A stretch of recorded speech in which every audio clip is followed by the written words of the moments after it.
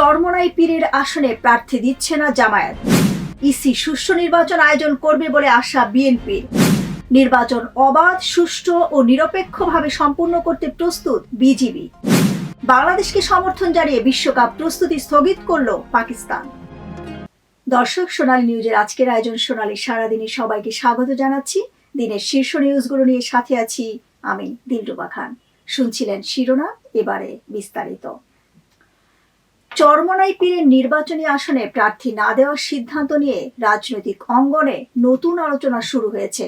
বাংলাদেশ জামায়াত ইসলামীর এই ঘোষণা একদিকে যেমন ইসলামপন্থী দলগুলোর মধ্যে ঐক্য ও পারস্পরিক সম্মানের বার্তা দিচ্ছে, অন্যদিকে তেমনি এটিকে আসন্ন নির্বাচনের আগে একটি সুপরিকল্পিত কৌশল হিসেবে দেখছেন অনেকে। বিস্তারিত ডেস্ক রিপোর্টে। চরমোনাই পীরের নির্বাচনী আসনে প্রার্থী না দেওয়ার ঘোষণা দিয়েছে বাংলাদেশ জামায়াত ইসলামী। দলটির ভাষ্য, বৃহত্তর রাজনৈতিক ঐক্য ও পারস্পরিক সম্মানের জায়গা থেকেই এই সিদ্ধান্ত। তবে রাজনৈতিক অঙ্গনে প্রশ্ন উঠেছে, এটি কি নিছক ঐক্যের বার্তা নাকি আসন্ন নির্বাচনের আগে কৌশলগত হিসাব?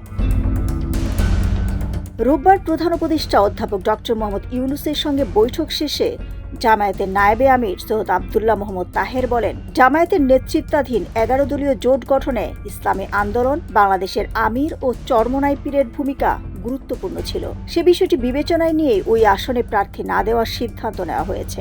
আমরা ইসলামী আন্দোলনের সম্মানে তাদের যিনি নায়েবে আমির আছেন তার আসনে ক্যান্ডিডেট না দেওয়ার সিদ্ধান্ত গ্রহণ করেছি। জামায়াতের পক্ষ থেকে বলা হচ্ছে, বিভাজনের রাজনীতি নয়, বরং ইসলামপন্থী দলগুলোর মধ্যে সমঝোতা ও ঐক্যই এখন সময়ের দাবি।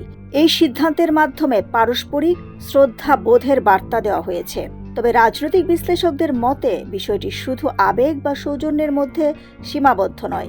একটি শক্তিশালী ধর্মভিত্তিক আসনে সরাসরি প্রতিদ্বন্দ্বিতা এড়িয়ে গিয়ে জোটের ভেতরে সম্পর্ক দৃঢ় করাও জামায়াতের জন্য লাভজনক হতে পারে। একই সঙ্গে ভবিষ্যৎ আসন সমঝোতায় সুবিধাজনক অবস্থান তৈরির কৌশল হিসেবে দেখা হচ্ছে এই সিদ্ধান্তকে। বিশ্লেষকদের আরও মত, চরমোনাই পীরের আসনে প্রার্থী না দেওয়ার মাধ্যমে জামায়াত একদিকে ঐক্যের বার্তা দিচ্ছে, অন্যদিকে নির্বাচনী অঙ্কে ঝুঁকি কমিয়ে রাজনৈতিক মুনাফার পথও খোলা রাখছে। এই সিদ্ধান্ত নির্বাচনী মাঠে কতটা প্রভাব ফেলবে এবং জোট রাজনীতিতে কী ধরনের নতুন সমীকরণ তৈরি করবে তা এখনই স্পষ্ট নয়। তবে ইসলামপন্থী রাজনীতিতে এটি যে একটি তাৎপর্যপূর্ণ বার্তা তা মানছেন সবাই। ডেস্ক রিপোর্ট, সোনালী নিউজ। নির্বাচন কমিশনের উপর বিএনপির শতভাগ আস্থা রয়েছে বলে জানিয়েছেন দলটির মহাসচিব মির্জা ফখরুল ইসলাম আলমগীর।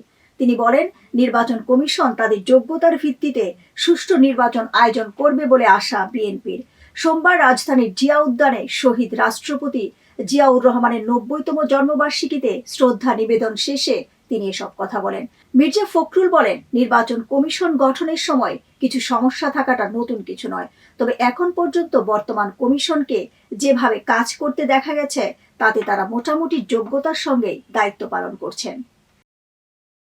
বিএনপির মতো এনসিপির কোনো প্রার্থীরই 17 কোটি টাকা ঋণ খেলাপি নেই এবং দ্বৈত নাগরিকত্ব নেই বলে মন্তব্য করেছেন জাতীয় নাগরিক পার্টির মুখপাত্র আসিফ মাহমুদ। বিকালে দলটির নিজস্ব কার্যালয়ে এক সংবাদ সম্মেলনে তিনি এ মন্তব্য করেন।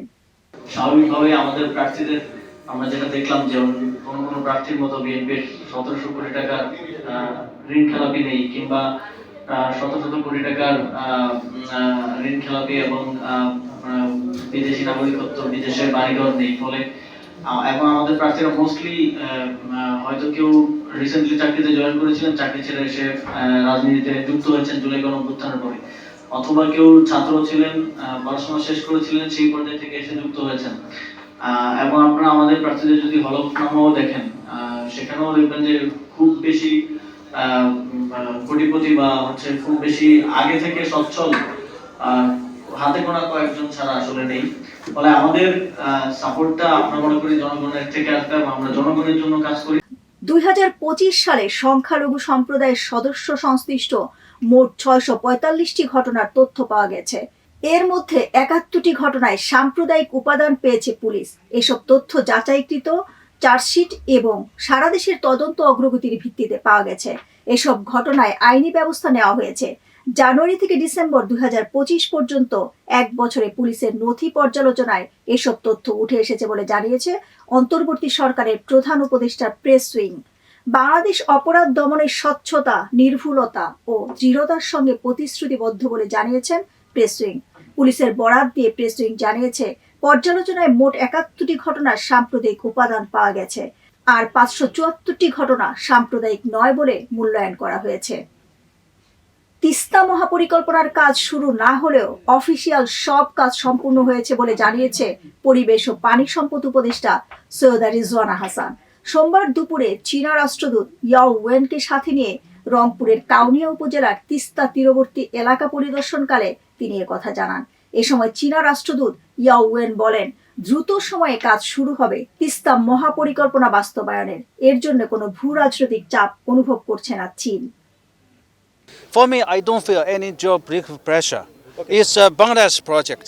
So Bangladesh, as long as Bangladesh determined to have this project with China, will carry on. Okay, sir. But I should say, when we have the project, it's purely scientific, the process. It is a very huge project. We have been very cautious. প্রথম কথা হচ্ছে যে এটা যাচাই বাছাই প্রক্রিয়াটা শেষ না হওয়া পর্যন্ত এটা শুরু করা যাচ্ছে না। ফলে এটা হয়তো জানুয়ারির মধ্যে শুরু হচ্ছে না, কিন্তু কোনোভাবেই হতাশা ছড়ানো যাবে না, কারণ উনি এই প্রকল্পটা করার ব্যাপারে চীন সরকার, বাংলাদেশ সরকার উভয়ই প্রতিশ্রুতিবদ্ধ বলেই আমরা দুজন আবার আপনাদের কাছে। নির্বাচনী পরিবেশ নিয়ে বিভিন্ন দলের অভিযোগের পরিপ্রেক্ষিতে নির্বাচনের পরিবেশ নষ্ট হবে না, সঠিক সময়ে উৎসব মুখর পরিবেশে নির্বাচন অনুষ্ঠিত হবে বলে জানিয়েছেন স্বাস্থ্য ও পরিবার কল্যাণ উপদেষ্টা নূরজাহান বেগম। সোমবার দুপুরে জেলা প্রশাসনের আয়োজনে পাবনা সার্কিট হাউসের হলরুমে পাবনা জেলা পর্যায়ে কর্মকর্তাদের নিয়ে মতবিনিময় সভা শেষে সাংবাদিকদের প্রশ্নের জবাবে কথা বলেন তিনি বলেন, গণভোটের সঙ্গে সংবিধানে বিসমিল্লাহ না থাকা বিষয়ে সঙ্গে সম্পৃক্ত নয়। বিসমিল্লাহ নতুন করে আসেনি, নতুন করে চলেও যাবে না, এটা সারা জীবন থাকবে, সব সময় থাকবে। যদি কেউ বলে থাকে যে বিসমিল্লাহ চলে যাবে, মানুষ জানবে যে বিসমিল্লাহ তো চলে যাবার জিনিস না, এটা নতুন করে আসেও না, আবার নতুন করে চলে যাবে না, এটা সারা জীবন থাকবে, সব সময়ই থাকবে। আমি বলছি যে আসলে এগুলো কোনোটাই ঠিক না। নির্বাচন পরিবেশও নষ্ট হবে না এবং সঠিকভাবে, সুন্দরভাবে, সুশৃঙ্খলভাবে এবং উৎসবমুখর পরিবেশে ভোটটা হবে। আপনারাও অপেক্ষা করেন, যারা বলছে যাবে না তারাও ভোটের মধ্যে আসবে।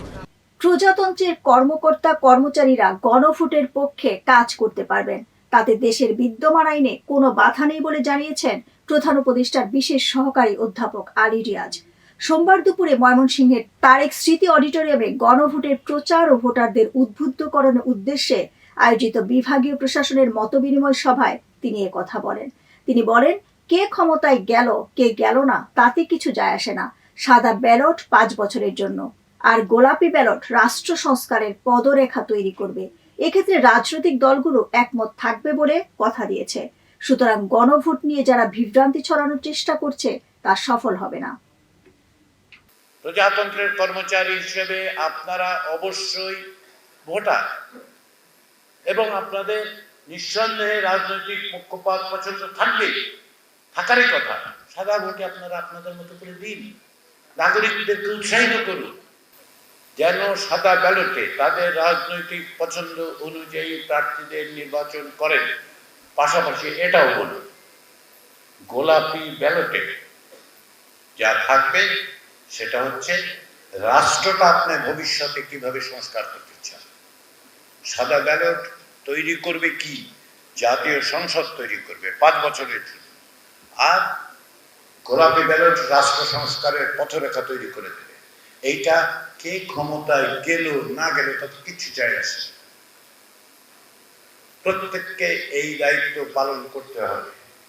আমাকে কেউ প্রশ্ন করেছে, যদি পালন না করে, যে রাজনৈতিক প্রক্রিয়ার সঙ্গে ফ্যাসিবাদ বিরোধী গণতান্ত্রিক শক্তিগুলো মাসের পর মাস চুক্তি থেকেছে, অঙ্গীকার করেছে, তারা কেন এটা পালন করবে না বলে আপনাদের মনে হচ্ছে? আমরা তো মনে করি তারা অবশ্যই পালন করবে। তারা তো অঙ্গীকারবদ্ধ হয়ে স্বাক্ষর করেছে, তারা তো অংশগ্রহণ করছে, তারা তো না বলছেন না, বলবেন না, না বলবেন কেন? কারণ এই জিনিস তো এই সরকারের তৈরি জিনিস নয়, এটা রাজনৈতিক দলগুলোর তৈরি করা সনদ। এই এক দলিল যা তৈরি হয়েছে রাজনৈতিক ঐক্যের মধ্য দিয়ে।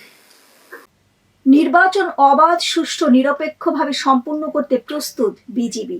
দেশের আন্তর্জাতিক সীমান্ত সুরক্ষা ও আসন্ন ত্রয়োদশ জাতীয় সংসদ নির্বাচনকে ঘিরে ময়মনসিংহ সেক্টরে সর্বোচ্চ সতর্কতা ও কঠোর নিরাপত্তা ব্যবস্থা গ্রহণ করা হয়েছে বলে জানিয়েছে বর্ডার গার্ড বাংলাদেশ। দুপুরে বিজিবির কনফারেন্স রুমে ময়মনসিংহ ব্যাটালিয়নের অধিনায়ক লেফটেন্যান্ট কর্নেল মোহাম্মদ নুরুল আজিম বায়েজিদ একথা জানান। তিনি আরও জানান, নির্বাচনকালীন সময়ে 7 জেলার 39টি সংসদীয় আসনে 126 প্লাটুন বিজিবি সদস্য স্ট্রাইকিং ফোর্স হিসেবে দায়িত্ব পালন করবে। নির্বাচনকালীন দায়িত্বে পাশাপাশি ময়মনসিংহ সেক্টরে 242.5 কিলোমিটার আন্তর্জাতিক সীমান্তে অবস্থিত 48টি বিউপি পূর্ণ সক্ষমতায় সীমান্ত নিরাপত্তার দায়িত্ব পালন করবে। নির্বাচনকে অবাধ, সুষ্ঠু ও নিরপেক্ষভাবে সম্পূর্ণ করতে বিজিবি সম্পূর্ণ প্রস্তুত। নির্বাচন উপলক্ষে ময়মনসিংহ সেক্টরের অধীনস্থ ব্যাটালিয়ন সমূহ কর্তৃক 7টি জেলায় যথা শেরপুর, ময়মনসিংহ, টাঙ্গাইল, জামালপুর, নেত্রকোনা, কিশোরগঞ্জ ও কুড়িগ্রামের 62টি উপজেলার সর্বমোট 39টি সংসদীয় আসনে 126 প্লাটুন বিজিবি সদস্য স্ট্রাইকিং ফোর্স হিসেবে দায়িত্ব পালন করবেন। আসন্ন ত্রয়োদশ জাতীয় সংসদ নির্বাচন অবাধ, সুষ্ঠু এবং নিরপেক্ষভাবে আয়োজনের লক্ষ্যে ময়মনসিংহ সেক্টরের সদস্য সহ অধীনস্থ ব্যাটালিয়ন সমূহ সর্বমোট 2520 জন বিজিবি সদস্যকে নির্বাচন পূর্ব বিশেষ প্রশিক্ষণ প্রদান করা হয়েছে। জুলাই যোদ্ধারা আমাদের ছাড়বে না উল্লেখ করে মৎস্য প্রাণী সম্পদ উপদেষ্টা ফরিদা আক্তার বলেন, অন্তর্বর্তী সরকার প্রতিষ্ঠিত হয়েছে ছেলে মেয়ে ও তাদের মা বাবার রক্তের মাধ্যমে। পিরোজপুরে গণভোট প্রচারণায় অংশ নিয়ে তিনি এসব কথা বলেন। তিনি বলেন, নির্বাচনের দিন জনগণ একদিনের জন্য রাজা হবেন ব্যালটের মাধ্যমে, হ্যাঁ ভোট দিয়ে। সংস্কারের আইন পাশ করতে পারলে সংসদ সদস্যরা জনগণের আইন পাশ করতে বাধ্য হবেন। তাই আমাদের সকলেরই গণভোটে হ্যাঁ ভোট দেওয়া উচিত। এই যে গণভোট, আমি একটা কথা পরিষ্কার বলতে চাই, গণভোট মূলত আগামীতে কোনো ফ্যাসিবাদ যেন না সৃষ্টি হয় সেজন্যই গণভোট। জুলাই সনদটা হবে আগামীতে কোনো ফ্যাসিদ যেন না সৃষ্টি হয় সেটার জন্য এই জুলাই সনদ। ভালোবাসা সীমান্ত মানে না, এই কথা সত্য প্রমাণিত হয়েছে সিনথিয়ার বেলায়। ফ্রান্সের মেয়ে সিনথিয়ার জীবনে এসেছে এক ভালোবাসা, যে ভালোবাসা তাকে নিয়ে এসেছে লক্ষ্মীপুরে, বানিয়েছে একজন বাংলাদেশি বধূ। শাশুড়ির স্নেহ, স্বামীর ভালোবাসা আর বাংলাদেশের মানুষের টানে আজ সিনথিয়ার ঠিকানা বাংলাদেশ। বিস্তারিত ডেস্ক রিপোর্টে। তুমি কি রান্না করো? আতা গাছে তোতা পাখি, ডালিম গাছে মৌ, জীবন আমার ধন্য হলো হয়ে বাংলাদেশি বউ। এই অনুভূতি এক ফরাসি নারীর, নাম তার সিনথিয়া, যিনি ভালোবেসে আপন করে নিয়েছেন বাংলাদেশকে। ছোটবেলায় মায়ের ভালোবাসা খুব একটা পাননি সিনথিয়া, কিন্তু ভাগ্য তাকে এনে দিয়েছে এমন এক শাশুড়ি যার ভালোবাসায় সে খুঁজে পেয়েছে মায়ের আদর, মমতা আর নিরাপত্তা। তার বাবা মা যখন ছোট ছিল, তার বাবা মা কিন্তু ডিভোর্স হয়ে যায়। তো মায়ের কাছ থেকে যে ভালোবাসাটা সে পাওয়ার দরকার ছিল সেটা থেকে সে বঞ্চিত ছিল। ওই ভালোবাসাটাই কিন্তু সে আমার মায়ের কাছ থেকে পাওয়ার আশা করে এবং পাইতেছে আলহামদুলিল্লাহ। সেজন্যই আসলে সে বারবার বাংলাদেশে ফিরে আসার চেষ্টা করতেছে। সিনথিয়া ও তার স্বামী আরিফুল ইসলাম রাসেল দুজনে মিলে ভালোবাসাকে রূপ দিয়েছেন এক গল্পে, এক অনুভূতিতে, একটি ফেসবুক পেজে, যেখানে প্রেমটা মধুর, ভালোবাসাটা সহজ আর সবচেয়ে বেশি বাংলাদেশকে তুলে ধরা হয় এখানে। আজ সেই পেজে ফলোয়ার সংখ্যা প্রায় 2.1 মিলিয়ন, কারণ তারা শুধু কন্টেন্ট বানান না, শেয়ার করেন অনুভূতি। জানা গেছে 2017 সালে খ্রিস্টান ধর্ম থেকে ইসলাম ধর্ম গ্রহণ করে লক্ষ্মীপুরের ছেলে রাসেলকে বিয়ে করেন সিনথিয়া। বর্তমানে তাদের সংসারে 2টি ফুটফুটে সন্তান রয়েছে, মেয়ে আমেনা ইসলাম ও ছেলে আলিফ ইসলাম। রাসেল লক্ষ্মীপুর সদর উপজেলায় রাজীপুর এলাকার তাজুল ইসলামের ছেলে, আর সিনথিয়া ফ্রান্সের লরসাল শহরের 25 যুগলের মেয়ে। সম্প্রতি রাসেল পুরো পরিবার নিয়ে লক্ষ্মীপুরে বেড়াতে আসেন। রাসেল জানান, বাংলাদেশের কাছে বিদেশ আর বিদেশের মাটিতে বসে বাংলাদেশকে তুলে ধরার লক্ষ্যেই তারা 2024 সালে রাসেল অ্যান্ড সিনথিয়া নামক ফেসবুক পেজ চালু করেন। বর্তমানে তাদের ফেসবুক পেজ ব্যাপক জনপ্রিয়তা পেয়েছে। মানুষের ভালোবাসায় মুগ্ধ তারা। সিনথিয়া সম্পর্কে রাসেল জানান, সাংসারিক জীবনে বিশ্বাস ও ভালোবাসার মাধ্যমে যে কোনো পরিস্থিতিতে মানিয়ে নেওয়ার ক্ষমতা অনেক বেশি সিনথিয়ার। Même si on est des inconnus, Oui. c'est comme une grande famille. তা সে বলতে ফ্যামিলি বাইন্ডিংটাই তার কাছে সবচেয়ে বেশি আকর্ষণ করছে। বাংলাদেশের যে মানুষের যে ব্যাপারটা, বাংলাদেশের যে ব্যাপারটা, যে আমরা পারিবারিকভাবে যে সম্পর্কটা, এটা আসলে বিদেশে দেখা যায় না। এটা তার কথাও কিন্তু যুক্তি আছে, বিদেশে কিন্তু এই ফ্যামিলি বাইন্ডিংটা নাই। অন্যদিকে সিনথিয়া ফরাসি ভাষায় বলেন, বাংলাদেশে পরিবারের বন্ধন, একে অপরের প্রতি ভালোবাসা সবচেয়ে বেশি আকৃষ্ট করেছে তাকে। বাংলা ভাষায় কথা বলতে বললে বলেন, আমার দেশ বাংলাদেশ। শাশুড়ির হাতের পিঠা তার খুব পছন্দ। Mais ils sont naturels. Ils sont pas ils sont plus sociables. তারা আব্বাসে বলতেছে বাংলাদেশের মানুষ আসলে আর্টিফিশিয়াল কিছু নাই, ন্যাচারালভাবে তারা তার সাথে ব্যবহার করে, বা সামাজিকতা বেশি আমাদের বাংলাদেশে, সেটাই বলতেছে। Les fritas. পিঠা Mais eux de ta mère. হ্যাঁ, আমার আম্মা যেটা বানায় সেটা পিঠা, কিন্তু সেটা আমার আম্মা বানাইতে হবে। Amaldesh, Bangladesh. ডেস্ক রিপোর্ট, সোনালী নিউজ। এবারে আন্তর্জাতিক সংবাদ। এবার নিজস্ব প্রযুক্তির ইন্টারনেট ব্যবস্থা আনছে ইরান। থাকবে আলাদা সামাজিক যোগাযোগ মাধ্যম, নিজেদের উদ্ভাবিত সার্চ ইঞ্জিন, এমনকি মেসেজিং অ্যাপ, যেখানে তথ্য ও যোগাযোগের সম্পূর্ণ নিয়ন্ত্রণ রাষ্ট্রের হাতে থাকবে। আন্তর্জাতিক ইন্টারনেট পরিষেবা ব্যবহারের সুযোগ থাকলেও তা একেবারেই সীমিত করা হবে। ইন্টারনেট পর্যবেক্ষণকারী সংস্থা ফিল্টার ওয়াচের বরাত দিয়ে এমনটাই দাবি করেছে আন্তর্জাতিক গণমাধ্যমগুলো। মূলত ডিসেম্বরের শেষ সময় থেকে আন্দোলনে উত্তপ্ত ইরান। অর্থনৈতিক সংস্কারের দাবিতে বিক্ষোভ শুরু হলেও ক্রমেই তা রূপ নেয় সরকার বিরোধী জনরোষে। এতে ইন্টারনেট ও সামাজিক যোগাযোগ মাধ্যম ব্যবহার করে বিক্ষোভকারীদের উস্কানি দেওয়ার অভিযোগ ওঠে যুক্তরাষ্ট্র ও ইসরায়েলের বিরুদ্ধে। এবারে খেলার সংবাদ। বাংলাদেশকে সমর্থন জানিয়ে বিশ্বকাপ প্রস্তুতি স্থগিত করল পাকিস্তান। বাংলাদেশ ক্রিকেট বোর্ড জানিয়ে একাধিকবার আইসিসির সঙ্গে বৈঠক করেছে বিসিবি, তবে বিষয়টি এখনো সমাধান হয়নি। বিশ্বকাপ ভেন্যু জটিলতায় বাংলাদেশের পাশে দাঁড়িয়েছে পাকিস্তান। বাংলাদেশের প্রতি পূর্ণ সমর্থন জানিয়ে নিজেদের বিশ্বকাপ প্রস্তুতিও স্থগিত করেছে পাকিস্তান ক্রিকেট বোর্ড। পাকিস্তানি সংবাদ মাধ্যম জিও সুপার এক প্রতিবেদনে জানিয়েছে, বিশ্বকাপ খেলতে ভারতের দল না পাঠানোর ব্যাপারে বিসিবির সিদ্ধান্তকে পূর্ণ সমর্থন জানিয়েছে পিসিবি। বাংলাদেশের নিরাপত্তা সংক্রান্ত উদ্বেগকে যৌক্তিক বলে অভিহিত করেছে দেশটির ক্রিকেট বোর্ড। এবারে বিনোদন সংবাদ। বলিউডের অন্যতম আলোচিত ফ্র্যাঞ্চাইজি ডন আবারও শিরোনামে। দীর্ঘদিন ধরে অনিশ্চয়তায় থাকা ডন 3 ঘিরে নতুন করে উত্তেজনা ছড়িয়েছে এক গুঞ্জনে। নিজের আইকনিক চরিত্রেই ফিরতে চান শাহরুখ খান, তবে 11 দেশের পুলিশের মোস্ট ওয়ান্টেড ডন হয়ে ফিরতে একটি স্পষ্ট শর্ত জুড়ে দিয়েছেন বলিউড বাদশাহ। নিউজ এন্ট্রি সহ ভারতের একাধিক সংবাদ মাধ্যমের খবরে বলা হয়েছে, শাহরুখ চান তার সুপারহিট ছবি জওয়ানের পরিচালক এটলি কুমারকে ডন 3 সঙ্গে যুক্ত করতে। শাহরুখের মতে দক্ষিণী ঘরানার এই নির্মাতা যুক্ত হলে সিনেমার পরিসর যেমন বাড়বে, তেমনি নতুন প্রজন্মের দর্শকদের আগ্রহ আরো তীব্র হবে। তবে শাহরুখের এই শর্ত নিয়ে এখনো পর্যন্ত ডন সিরিজের নির্মাতা ফারহান আক্তারের পক্ষ থেকে আনুষ্ঠানিক কোনো প্রতিক্রিয়া পাওয়া যায়নি। দর্শক, আজ এ পর্যন্তই। সোনালী নিউজের সাথে থাকার জন্য ধন্যবাদ সবাইকে।